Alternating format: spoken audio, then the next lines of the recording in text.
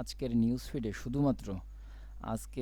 ফিডে শুধুমাত্র milestone school and কলেজের যে বিমান দুর্ঘটনাটা ঘটেছে, শুধুমাত্র এটা এবং এটা এমন একটা হৃদয় বিদারক দুর্ঘটনা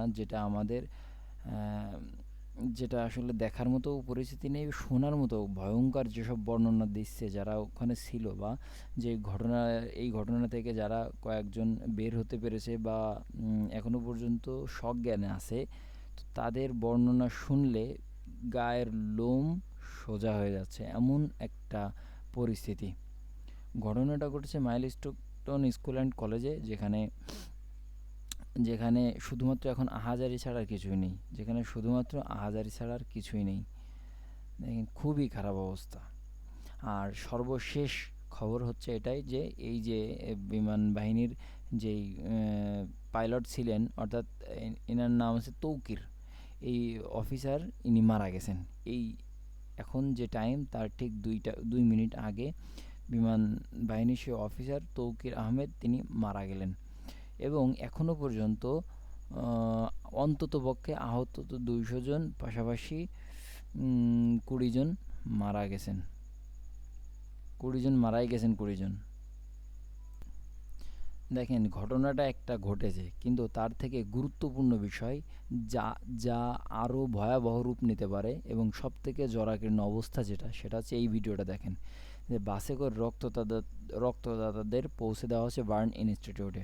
অর্থাৎ যে এখানে 200 জনের বেশি যে আহত অবস্থা, এটা কিন্তু খুবই গুরুতর অবস্থা, যারা পুড়ে গেছে। মেন বিষয় যে যখন বিল্ডিংয়ে আঘাত করেছে তখন যে ঘটনাটা ঘটেছে, তার থেকে সবথেকে ক্ষতিগ্রস্ত হয়েছে বিমানটা বিধ্বস্ত হয়ে, মানে আগুন ধরে গেছে, এবং ওই রুমে যারা ছিল, অন্তত না, ওই রুমে যারা ছিল সবাই মারা গেছে, পুড়ে দগ্ধ।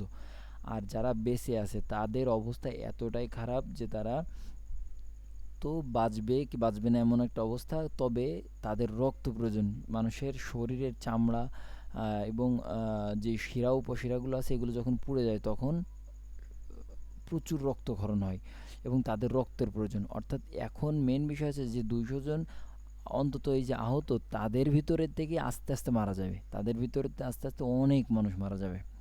সেইটাই দেখেন, এখন বাসে করে বাসে রক্তদাতাদেরকে পৌঁছে দেওয়া হচ্ছে বার্ন ইনস্টিটিউটে। অর্থাৎ এই খবরটাই আমাদের সবচেয়ে গুরুত্বপূর্ণ। এখন বলছে পাইলট সহ এখন পর্যন্ত নিহত 19, তবে হতাহতের সংখ্যা আরো বাড়ার আশঙ্কা করছেন সবাই। আমাদের সহকর্মীরা হাসপাতালগুলোতে ছড়িয়ে রয়েছেন এবং দুর্ঘটনাস্থলেও রয়েছেন আমাদের সহকর্মী।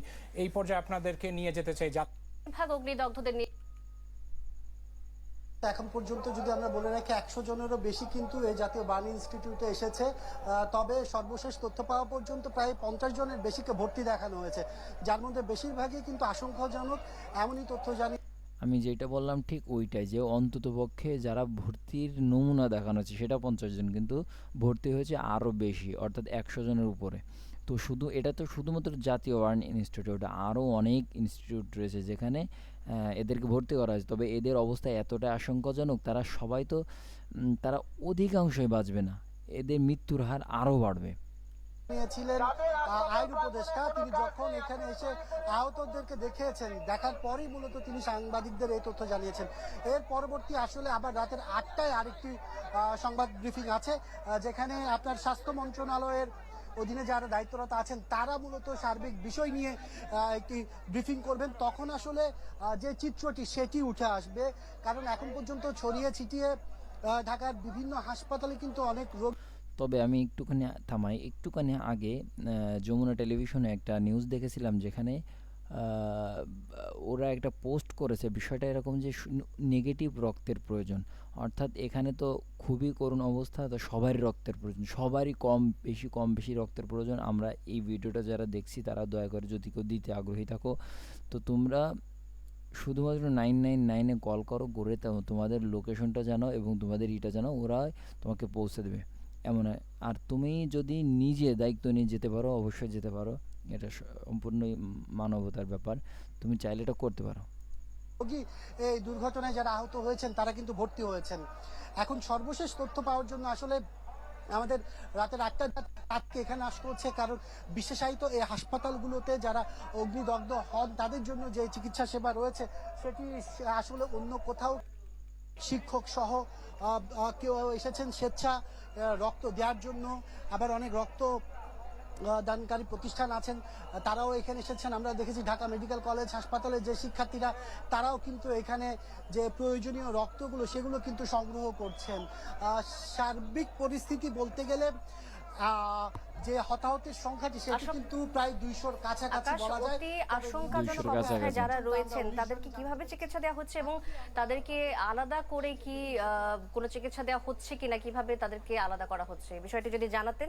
এবং যারা 50 জন আপনি বলছিলেন যে ভর্তি করা হয়েছে, বাকিদেরকে কিভাবে চিকিৎসা দেওয়ার ব্যবস্থা করা হয়েছে?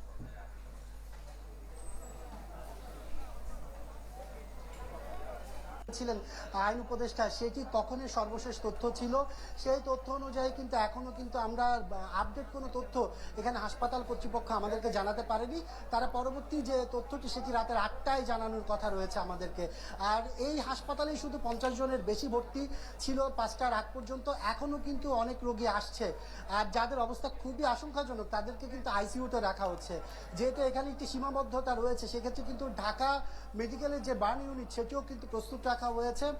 এছাড়া অন্যান্য যে হাসপাতালগুলো আছে সেখানেও কিন্তু এই একই ধরনের সেবা দেওয়ার চেষ্টা করা হচ্ছে। আর এটিও জানানো হয়েছে যাদের অবস্থা আরো বেশি গুরুতর, বিদেশে নিয়ে যাওয়ার প্রয়োজন হলে তাদেরকে কিন্তু দেশের বাইরে নিয়ে যাওয়ারও প্রস্তুতি এখন পর্যন্ত। এই সংবাদটা মাথায় রাখা ভালো, কেননা এটা কিছুদিন পরেই সরকারের কিছু নির্দিষ্ট লোক যারা এই উদ্যোগটা নিয়ে থাকে, যারা এই কথাগুলো বলে থাকে, তারা এটা ভুলে যায়। বিদেশ নিয়ে যাওয়ার কথা যদি গুরুতর হয় বিদেশ নিয়ে যাওয়া হবে, এটা ভুলে যায়। সরকারের রয়েছে। শান্তা। আকাশ, ধন্যবাদ আপনাকে যুক্ত হবার জন্য। বার্ন ইনস্টিটিউট থেকে খবর জানাচ্ছিলেন আমাদের আরেক সহকর্মীকে দেখতে পাচ্ছি, ফয়সাল হোসেন। ফয়সাল, আমার কথা শুনতে পারলে একটু জানাবেন যে আপনি কোথায় অবস্থান করছেন। যদি ঘটনাস্থলে অবস্থান করে থাকবেন একটু জানাবেন যে সেখানে কি অবস্থা। বিশেষ করে এখানে অনেক মানুষের সমাগম আমরা লক্ষ্য করছি। জানাবেন যে এখানে সর্বশেষ কি দেখছেন ওই জায়গায়।